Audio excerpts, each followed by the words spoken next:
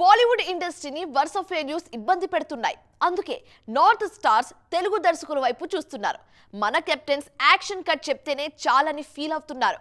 మరి ముఖ్యంగా mass directors కు మంచి డిమాండ్ కనిపిస్తుంటే క్లాస్ దర్శకుల పేర్లు కూడా క్రేజీ కాంబినేషన్స్ విషయంలో వైరల్ అవుతున్నాయి. ఇంతకీ ఎవరా డైరెక్టర్స్ అనుకుంటున్నారా? అయితే watch this story. Present Bollywood దృష్టంతా జాట్ సినిమా మీదే ఉంది. నార్త్ ఇండస్ట్రీస్ కి హిట్ ట్రాక్ చూపించే మూవీ జాట్ అవుతుందన్న నమ్మకంతో ఉన్నారు. గదర్ 2 లాంటి బిగ్ హిట్ తర్వాత నెక్స్ట్ ఏ సినిమా చెయ్యాలనుకున్నా సౌత్ డైరెక్టరే బెటర్ ఆప్షన్ అని ఫీల్ అయ్యారట సన్నీ డియోల్. అందుకే గోపీచంద్ మల్నేని సినిమాతో ప్రేక్షకుల ముందుకు వస్తున్నారు. సన్నీ బాటలో చాలా మంది హీరోలు సౌత్ దర్శకులతో టచ్ లోకి వస్తున్నారు. ప్రెజెంట్ వార్ 2 వర్క్ లో బిజీగా ఉన్న మాల్నీ హంక్ హృతిక్ రోషన్ కూడా తెలుగు దర్శకుడికి గ్రీన్ సిగ్నల్ ఇచ్చారు.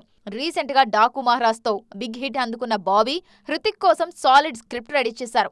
ఆల్రెడీ లైన్ విన్న ఇండియన్ సూపర్ హీరో త్వరలో ఫుల్ నెరేషన్ వినేందుకు రెడీ అవుతున్నారు. ఉత్సాహంగా ఉల్లాసంగా చదువు సాగాలి, గొప్ప గొప్ప ఉద్యోగాలు సాధించాలి. Vignan deemed to be university. మరో మాస్ డైరెక్టర్ హరీష్ శంకర్ కూడా బాలీవుడ్ డెబ్యూకి రెడీ అవుతున్నారు.